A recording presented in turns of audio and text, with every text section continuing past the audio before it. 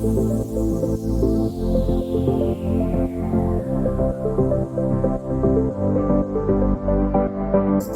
and thank you for joining us, lovely listener. How are you doing?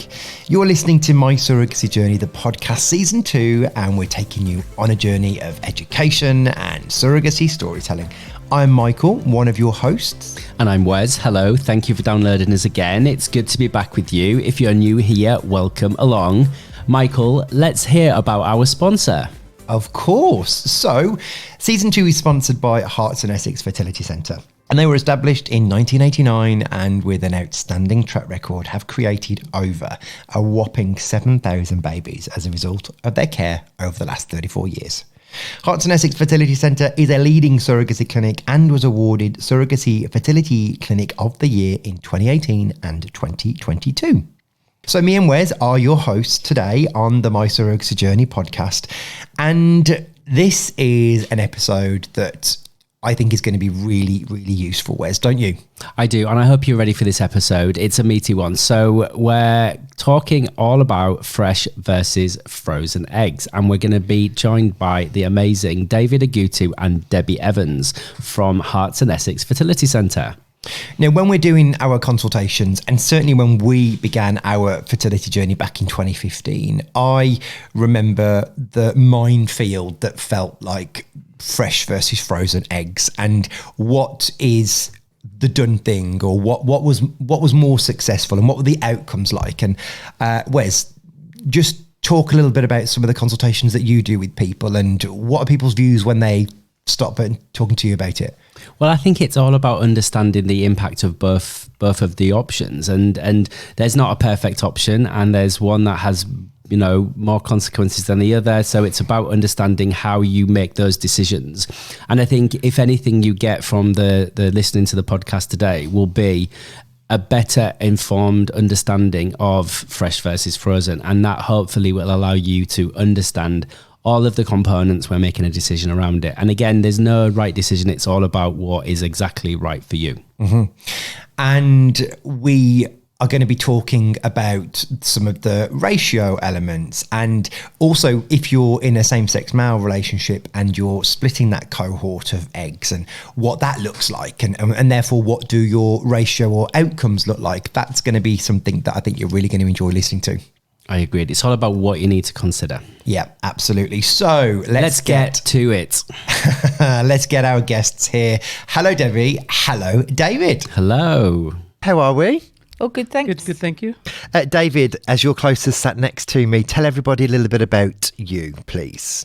So I'm David Ogutu. I'm a medical director and consultant gynaecologist at Herts Essex Fertility Centre. Amazing. Thank you, David. And Herts Essex are our sponsor. They are our sponsor. It's really apt to have both you and Debbie on this particular episode. So we're hello, pleased to have Debbie. you both. Debbie, come on, cool. give us your, what's your name, where are you from? So I'm Debbie Evans. I'm the Director of Clinical Services at the Herts Essex. I've been in the fertility industry for 26 years now, so bring a little bit of experience to just a little bit. My new role is the clinical lead at My Surrogacy Journey, which is something that I will delve more into as the year progresses and I depart Herts Essex in retirement. But we're really happy to have you in both capacities today. So thank you for being on the podcast. Absolutely. David, tell us firstly, please, why someone may need donor eggs. Yes, so donor eggs would be required for fertility treatment purposes, where in couples who either do not have eggs, so same-sex male couples will need donor eggs for surrogacy to create embryos for surrogacy treatment. It could be for women who were either not born with eggs, so things such as Turner syndrome, or women who've run out of eggs, either because of premature menopause, cancer treatments, having had surgery to remove ovaries for ovarian cancers. But most common scenario is because of advanced maternal age, so where the woman is older, she's either gone through menopause, or she's older, still has eggs, but the eggs are of poorer quality because the eggs are older. So those are the reasons for needing donor eggs. So this particular episode is all about trying to look at the difference between fresh and frozen. Now, David, would you mind giving us a bit of an overview of frozen eggs, and then also giving us a bit of an overview of a fresh cycle of embryo creation? And then we can start looking at them in a little bit more detail, because I really want to get down under the hood, as they say, of Do they? do they? Is this a new Under the phrase? hood, yeah, of kind of the pros and cons, because I get asked a lot by intended parents. Some people like the frozen option because they're readily available. Some people like creating embryos via a fresh cycle because they don't potentially lose any on the thaw. I think there's lots of anecdotal information And out myths there, that we want to try myths. and crack. So I think it would be really good, as we have two experts on the couch sat next to us, really to dive down and get into the detail of it, so that the listener is really well informed about their donor egg options, and they make the most informed decision based on their knowledge, and hopefully they're going to get that from this podcast. So David, let's talk about frozen first. Yes, so for the first thing is the frozen or fresh, the process of collecting the eggs is exactly the same. So the donors, of course, would have been screened. They've got to be young women. They have screening to make sure that there's minimal risk of transferring any genetic conditions to the baby, minimize risk of transmission of any viral diseases such as HIV. So the screening process is the same. The only difference is that with the fresh eggs, she would have been stimulated and the eggs donated to be fertilized immediately after the eggs are collected.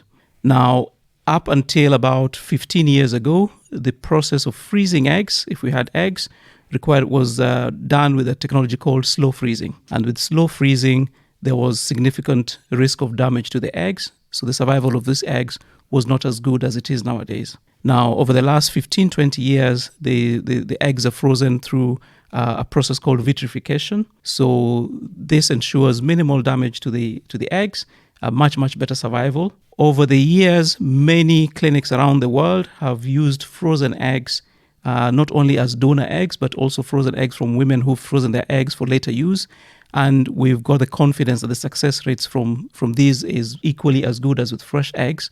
And that's the reason why we now offer frozen eggs as an option, in addition to occasionally fresh eggs.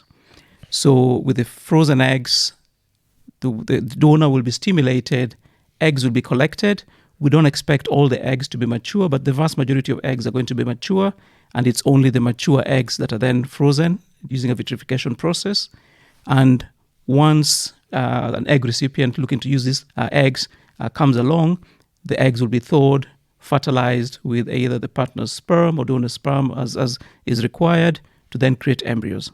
Survival rates are very good. So it's not always 100%, but it's usually about 95-98% of eggs that are frozen will survive the freeze and thaw process to then be able to be fertilized. With the frozen eggs, they would have to be fertilized by something called ICSI. So we would not take the risk of IVF, we would not mix them together and rely on sperm to swim and fertilize the eggs. We'd have to pick a normal sperm to inject into each egg.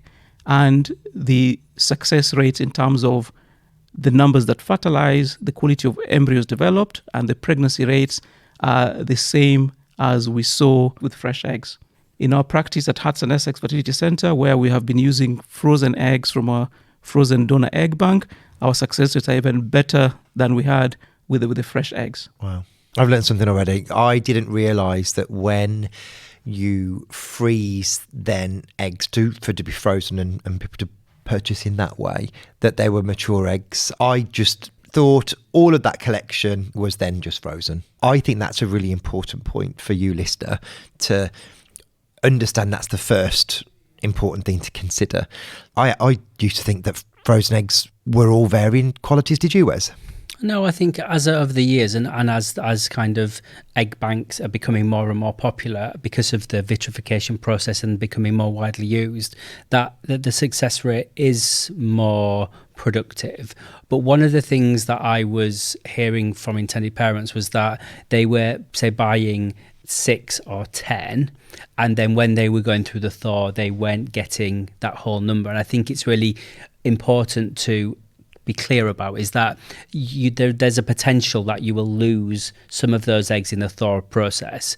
And if you bought 10, you're not potentially going to have 10 to fertilise. Am I right in that assumption? It is right. In the same way with the fresh eggs, we may get 10 fresh eggs. We don't expect all of them to fertilise. So there is, with embryology, which is the process of creating embryos in the lab, we always come from a number of eggs produced. Not all will be mature. It's only the mature ones that can fertilise. Not all will fertilise. And once they fertilise, they would be grown in the lab over a 5-day period. And again, not all embryos will make it to the blastocyst stage to be transferred. So from an X number of eggs, there's always we'll expect that in the vast majority of cases, you will have a drop-off in numbers from the number of eggs donated or number of frozen eggs donated or fresh eggs donated to the number of embryos we get. Very rarely or very occasionally we get 5 or 10 out of 10, but in many cases, if on average if we had 10 eggs, we'd expect to get 3 good quality blastocysts from that process. Let's talk about costs then, and the variances of cost between fresh and frozen. What does that variance look like typically for patients when purchasing fresh or frozen eggs? Is it more expensive to buy frozen? Is it more expensive? It is more expensive. And it depends on where you go to. Obviously, if you're looking to purchase from an egg bank, you need to consider the costs of that egg bank and what their charges are. If you're going to the clinic that you're having treatment at, the costs might be less because the egg bank is already in the clinic and they can negotiate prices with you on your needs. But certainly if you go to the egg banks and then have to export into the clinic, it's going to cost you a little bit more.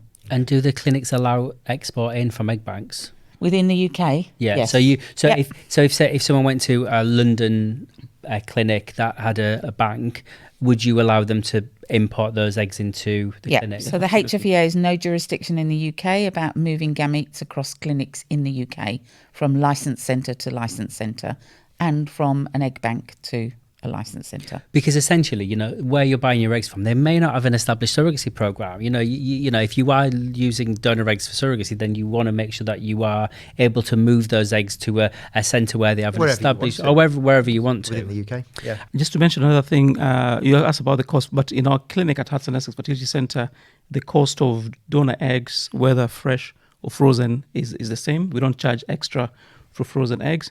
But we have moved our program. I think our program now is more than 99% frozen eggs because it's much, much easier to coordinate. Mm-hmm. And also as patients coming to looking for donor eggs would be, you'd look at of course, you're looking at characteristics that you'd prefer in terms of, height, weight, eye color, hair color. Based on those characteristics, we'd be able to tell you that we've got a donor that we think meets your characteristics, who already has frozen eggs, and this is the number of frozen eggs you have. So you got a number of frozen eggs, but also the coordination is much easier. With fresh eggs, it sometimes can be difficult because you're looking at 2 couples, egg donor, recipients, trying to coordinate those cycles could be difficult. There is lots of unknowns because the egg donor may not produce eggs or may not produce enough eggs, whereas with the frozen eggs, you know that the eggs have been frozen, you're allocated a specific number of eggs, so you know what you're working with, as opposed to a donor who may have a very high egg reserve but may not stimulate very well and may not produce as many eggs as you'd expect, which makes it difficult to coordinate sometimes. Yeah, and essentially the eggs are ready to go as well, aren't they? That's the thing. You don't have to go through a process of getting it already. One of the things I wanted to talk about really is that if you were looking at frozen eggs versus a donor going through a cycle, with the donor eggs, you can say I can buy X, Y, or Z of eggs, so you know that those numbers are available. When you do choose a fresh cycle using a donor, you never know for sure exactly what number eggs that are going to be retrieved from that collection. So how many are mature? Yeah, but it's kind of, there's pros and cons on both sides, isn't there? A same-sex couple might think, well, actually buying frozen eggs might be more appropriate for us because then we know potentially that we're going to get enough to be able to split. Whereas depending on the AMH of the donor or what a potential reserve is, you don't know exactly until you do the retrieval what eggs your numbers you're going to get and whether that would be enough to split it. Now, as an organisation, we're not pro one or the other. For us, it's it's about making sure everyone understands the process. And as the process has improved through vitrification, I know from Herts Essex particularly that you are developing your own egg bank, and it's something that you're going to continue to build. Correct. It is a difficult one. Processing a fresh cycle, as David alluded to, is really difficult sometimes to coordinate. And we've had many conversations where we've had to call the recipient and say, we didn't get what was expected.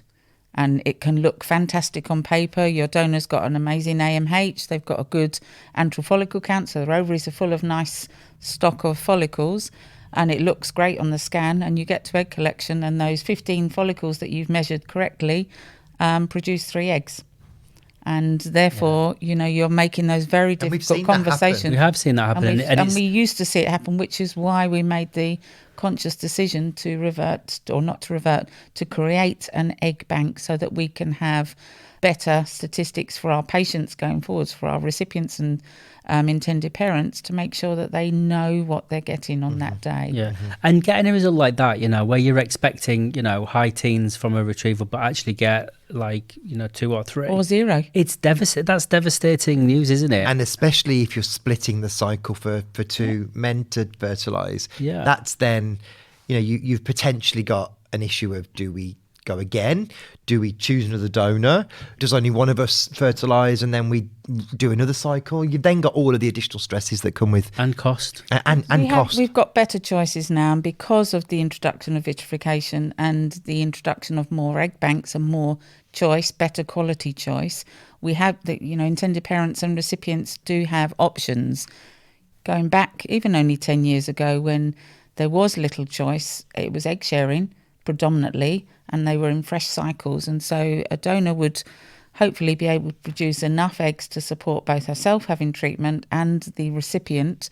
But invariably, if they produced less than 6 eggs, they all went to the donor and the recipient got 0, because that was the realms of how we had to work within our HFEA code of practice to make sure that we weren't manipulating, or the donor got the best out of that cycle and the recipients lost out. And they were really tough, and they were regular conversations that we were having, because it was treating with the unknown. Now we have much better choice. And David, you mentioned, I think, in a bit of your opening about how there was no difference in the live birth rates, whether they were fresh or frozen eggs. Is that right?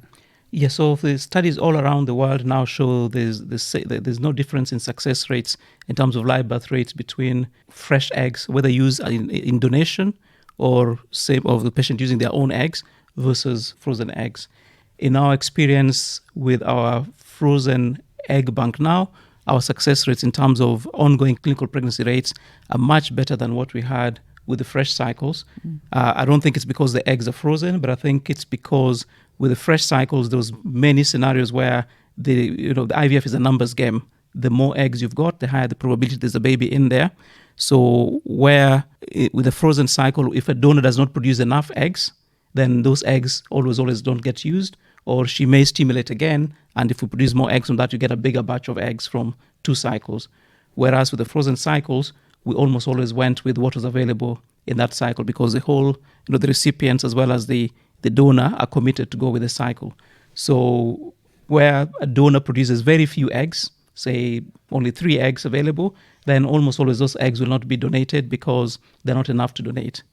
So with the frozen egg, with our frozen cycles, you get a minimum of 6 or 8 mature eggs. So 8 mature eggs is a minimum. Most cases it's more than that, but these are, for us to get 8 mature eggs plus, it's a cycle where the stimulation has been appropriate, and we're more likely to get at least some good quality eggs there capable of producing live, healthy babies. And how does frozen eggs impact the actual donor? Does it make a difference to their donation cycle? Is it more convenient? Does it impact the donor? It's exactly the same. So the fresh and the frozen cycles are exactly the same. They're stimulated in exactly the same way, and just after egg collection, as David said earlier, either they're frozen or they continue on to create embryos. Do you have donors who donate knowing they're going to be frozen and banked? Yes. So we have the donors that come because they need IVF treatment themselves, and invariably the reason, and they're in a heterosexual relationship or they're in a same-sex relationship, and they're able to share those eggs. So they would have a cycle, and either they continue on as a fresh cycle for themselves, and half of their eggs are banked and frozen. We have altruistic donors that come that want to altruistically donate, and so all of that cohort of eggs would be frozen. And we also have at Herts Essex what we call a freeze and share. So we have single women generally, or women who are just not ready to start their family, but are considering, which is a bit of the campaign that we're focusing on this year. So my eggs, my future. Do I do something about it now? I'm 27, 28 years of age. I've seen about this egg freezing. Should I look into it? I'm not in a relationship yet. I'm not quite ready to start my family, but perhaps I should consider. And then you get the shocks of people that go to have their AMH tests carried out. We've got a classic example.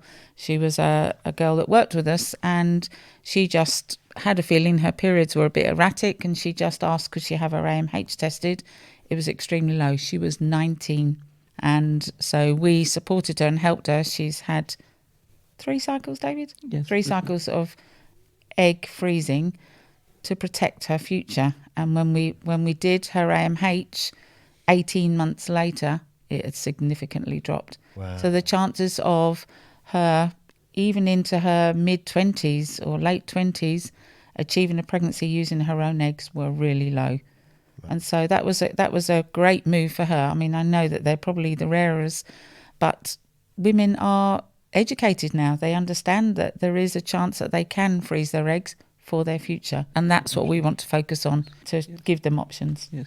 For the donors, we find that by working with an egg freezing program, it's also has many advantages for the donor, which is that they don't have to wait to be matched with the recipient. So they'll have their screening tests, and as soon as the screening tests are okay, as soon as they're ready, we can stimulate them from the first day of the next cycle and collect the eggs. So it's working at the donor's convenience, not matching the donor and the recipient. It's working independent of the set of intended yes. parents. They can go at a time that's convenient, that works with them. Because what we often find with some of our intended parents is that they're having then to manage their journey around the donors. Yeah. Like we have some donors who are teachers, and they can only donate at a certain time, which then kind of makes the intended parents have to fit into a certain pathway or time frame so that they can all achieve what they want to. Whereas what I'm hearing is that donors who were donating to freeze, they can just get on with it without having to worry about anyone else. It's just around their own time frames. Yes. Just a quick one. When fresh eggs are retrieved, do you use ICSI for fresh, or what would you tend to do? Before we answer that, David, just give us an overview of ICSI. So ICSI stands for intracytoplasmic sperm injection. So it's a fancy word for picking a normal sperm to inject into an egg to allow fertilization. Where sperm is 100% normal, then we'd normally perform IVF, mix the sperm with the eggs and rely on the sperm to swim in and fertilize the eggs. But if the sperm is suboptimal, or where we're using frozen sperm, then we'd perform ICSI, which means where we inject the sperm into the eggs.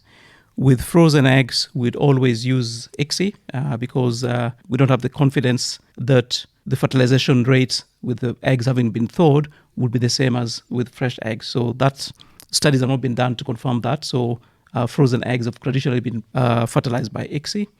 Our surrogacy program, we use ICSI exclusively because the intending parents would have produce sperm to be frozen and quarantined. So again, when we thaw that sperm, it's going to be relatively sluggish. Of course, given lots more time, it will pick up in motility, but we don't want to take any risk with the eggs potentially not fertilizing.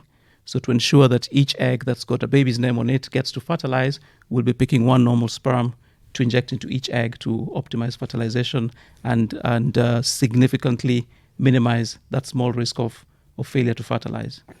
And we talked about ICSI, and I hear another term called PICSI. Yes. So PICSI is a more advanced level of ICSI. So PICSI stands for physiological ICSI. So again, with the surrogacy program, exclusively we use PICSI, which will put the sperm through an extra test to enable us to screen out the immature sperm. and we'll be then picking the mature sperm to inject into the eggs. Clinically, PICSI should be used in those cases where there's a low proportion of mature sperm, but with surrogacy programs where it's expensive treatment, donor eggs, surrogates have been waiting for a long time for donor eggs. We do that extra step at no extra cost to ensure that we're optimizing the chance of success. There is very good studies that show that with PICSI, you minimize risk of miscarriage as well, because one of the causes of miscarriage is potentially immature sperm fertilizing an egg. So we use PICSI for all surrogacy cases. It's really interesting actually, because on these podcasts I learn something every day, and I'm close to all of this stuff, and I deal with it most days. But really sometimes you kind of hear things that you just wouldn't have expected to hear. So what we do here is donor shortages, which is a bit of a pain for most of us. Us managing the journeys, you wanting to see these intended parents become parents, and I should imagine frustrating from a clinic point of view as well. Debbie, why do you think that there are donor shortages, or is it getting better? So I'm going to do a little bit of a history here. So 2005, there was a big change within the fertility sector where donor anonymity was lifted. And what that means is prior to 2005, if you donated your gametes, you were anonymous and you would have remained anonymous. After 2005, that was lifted, which meant that a child born as a result of donation at the age of 18 and now potentially 16 could access identifying information about the donor. So there was a massive campaign back in 2005 to be ready for 2023, and here we are. And the HFEA said there'd be a big infrastructure in place to support those donor-conceived children and the donors themselves, counselling and support, and we didn't want that donor-conceived children were suddenly going to be able to knock on doors of their donors. But if they asked the right questions and they went through the HFEA, they would be given identifiable information around their donors.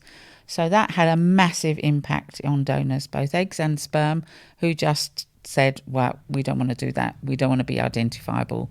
But with education and support and talking to patients coming through the fertility doors, we've turned that around. And I would say particularly in the last 10 years, we've seen a big rise in both egg and sperm donors coming back to the clinics, because it's for lots of various reasons, but because it's something that they really want to do from an altruistic nature. So we have seen that big influx back again, thankfully, because we're all educating our patients coming through the doors.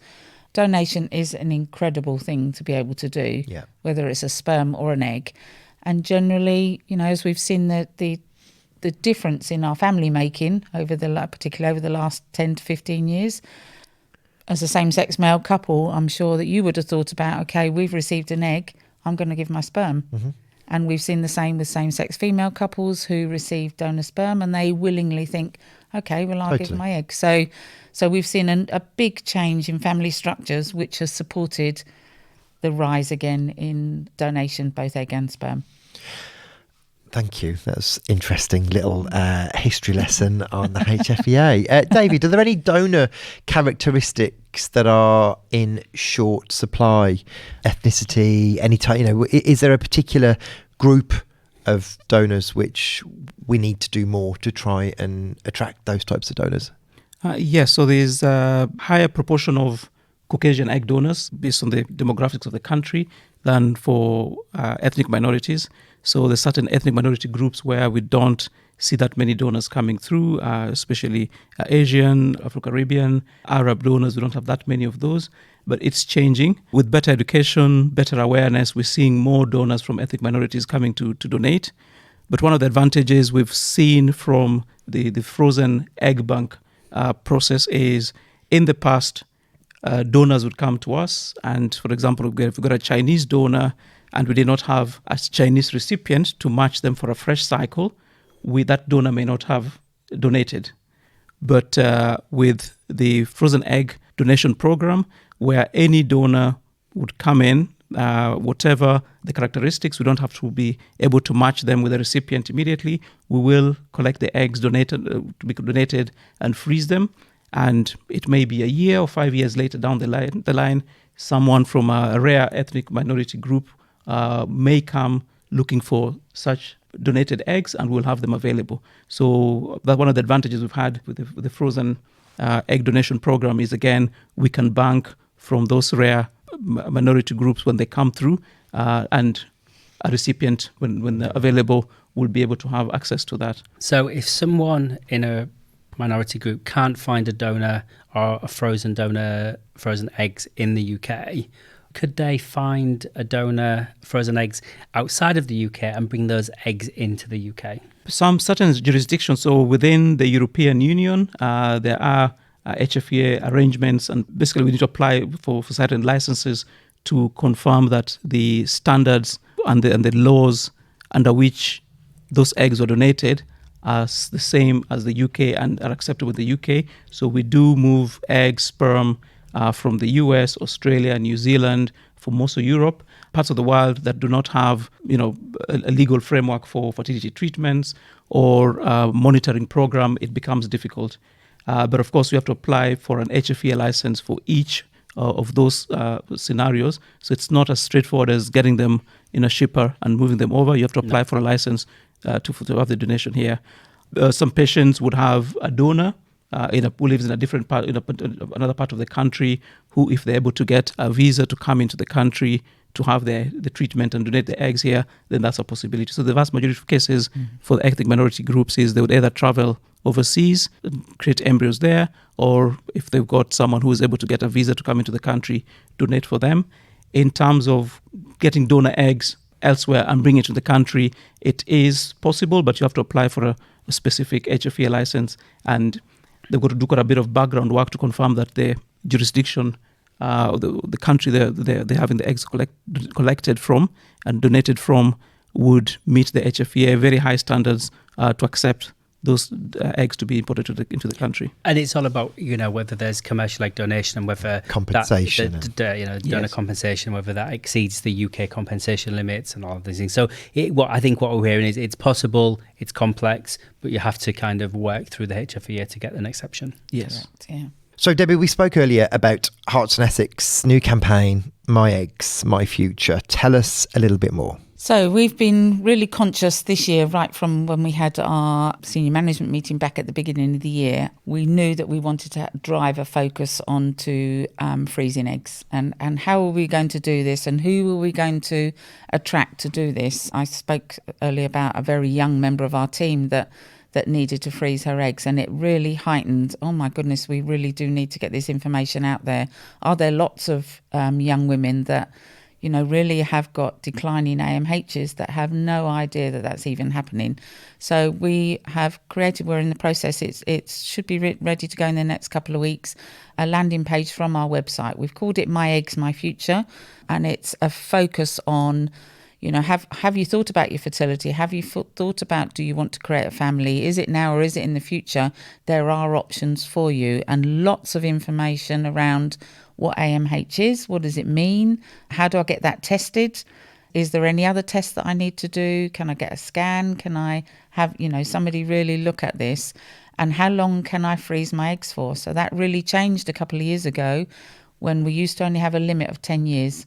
So there was never lots of encouragement about freezing eggs because it was such a short time frame. So but what is it now? So it's 55 years. So it's 55 years. So that has completely changed, and it's allowing us now to be able to embark on these sort of programs to get women thinking about their future. And Perfect. it's, 30, 40 years or even more, women just got married, had babies at a young age. They didn't think about their careers and their jobs. And I'm being really shouldn't be speaking about my female world in that way, but that was the fact, that was the truth. And now women have so many options, and our same-sex couples that create families and babies, just because they're in a same-sex relationship, they still have to have a choice. And should they be thinking about preserving their fertility for the future also? Yes, they should. And yes, we should be providing the education and the means by which they can do that. Absolutely. The My Eggs, My Future, it's not only about freezing eggs, but it's about knowing where you stand in terms of this is my age, this is where where I am with a relationship, this is my egg reserve, this is my options. I've got a normal egg reserve. I can confidently wait for another 4, 5, 10 years before I think about having babies, or my egg reserve is low. This is what my egg reserve will be in a few years' time. What are my chances of getting pregnant at 37, 38? And based on that information, make an informed choice as to stop contraception and start trying for a baby now, or have fertility treatment, or freeze eggs, or everything is fine, I'll have babies when I'm ready. Yeah, it's about informed choice, isn't it? Yeah. Knowing all the information and making the right decision about, And just to back up that whole program, we have consciously made, really looked at our cost packages for freezing your eggs and made really good comparable packages that are affordable and that you can access. And if someone wants more information on how they can find that, Debbie, what do they do? www.hertsanessex.com, and if you land on that page, the very front page will direct you directly to the My Eggs, My Future page. Amazing. And I'll put all that in the show notes as well. Thank you, Debbie. So this has been a really insightful episode. If we could look at, best pieces of advice, David, for anyone needing egg donation, what would be your best piece of advice? My best piece of advice is the chance of success is the same whether it's fresh or frozen eggs. We've got that confidence now. We, in our program, run a frozen egg bank because it is much more convenient for the donor, for the recipient, and you know what you're getting. But there are no right and wrong answers because some couples may have a known egg donor, or they have a recipient already, so they can use fresh eggs and create embryos to transfer. But though both options are available, but we've got very high confidence in the frozen eggs. It works better for us in terms of predictability. So our program is more than 90% frozen eggs.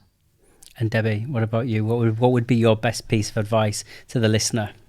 For people needing donor eggs, don't be too prescriptive. Really think about the characteristics that you want. The higher level of characteristics that you desire will reduce your chances of finding a donor. That perfect donor, they are out there, but is that perfect donor there for you? If you're too prescriptive, so really think about what you want in a donor, what's really important to you. And generally, if you're looking for a Caucasian, white British, then you're going to have access. If you're in an ethnic minority, then it's going to be a little bit tougher, but don't be too prescriptive. I think that's really good advice. I remember when we were choosing our donor for Talulah, and I was thinking, oh, wouldn't it be nice if she could play the piano and really loved languages and all of these. And I remember her name was Selena Wilkinson. Shout out to Selena. And she was working at a particular clinic in Manchester. And I remember looking at me going, no, but let's eye colour, hair colour. And then we were like, oh, okay. So that's sound advice because we had this whole list.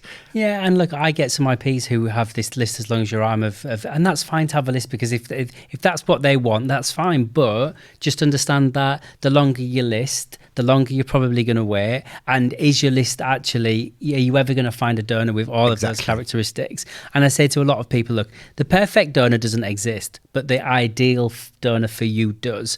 And it's all about compromise. And what I see and what I experience is that the longer people wait for a donor, the more they're prepared to compromise.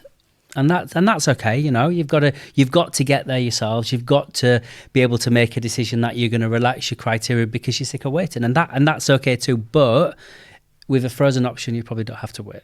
But it depends how prescriptive you are with your donor. So look, I think the takeaway for me today is that there's lots of different options, but understand those options in their entirety, the pros and the cons, and make a decision that feels right for you. But if you're working with an organisation like My Surrogacy Journey or with a clinic like Herts Essex, then talk to them, help them, let them help you make a decision and talk the decisions through so that you are confident in your decision and that you're absolutely sure. You're informed. I think that's really important. It is because I think, choosing a donor is probably one of the biggest decisions you'll make on this journey, and it's one that's going to impact you and your future family for the rest of your life. So it's a really life-changing decision. What's lovely about any egg donation and surrogacy programs, and I hope I'm speaking for most of the country that offer these programs, that they do have key members of staff that are really tuned into these programs, and they will help and support you through, all of this decision making that you have to do. And I guarantee, for somebody that ran an egg donation program many years ago and just helped develop what we've got at Herts Essex, I am tuned in. When I see an intended couple, either for surrogacy or just recipient couple, I will know, yes, I've got that donor. I know that's going to work for them, because that's the nature of what we do. We love being that middle person that just puts all of these lovely people together to create these lovely families. So it's work with your team at your clinic, or with MSJ. The people that we have working in MSJ now are really tuned in, and they know our known egg donors. They'll know who they are, and we can, help match in a perfect way. Thank you. Massive shout out to Caroline at Herts Essex, by the way, who does a tremendous job with matching donors to recipients. Again, another episode where my head is fried. Yeah. My head is fried. But I've learnt, I wasn't aware that Wes said he was aware of this fact. I'm not quite sure I believe him. But the fact that frozen eggs are only frozen mature eggs. I thought it was the entire what was collected was frozen. No, I'm sorry. I actually knew that. Believe you. Anyway, thank you to our lovely guests for a cracking episode. Yeah, so much knowledge there. Totally. And look, the listener, I mean, you're hearing like leading edge information there. Sure. You can't get any more current than the information that you've heard on this podcast today. So thank you, David, and thank you, Debbie. Thank you for having us. You are very welcome. So don't forget, if you need your podcast fix, we're back every Monday, proudly sponsored by Herts Essex Fertility Centre, one of the top performing fertility clinics in the UK and has some of the best success rates in the east of England. If you want to find out more about My Surrogacy Journey, then head over to our website, which is www.mysurrogacyjourney.com, or find us on Instagram at official My Surrogacy Journey. If you like this episode, then subscribe to the series and we will have another episode coming out next Monday. Thank you for listening. We have been your My Surrogacy Journey podcast hosts. Goodbye. Goodbye.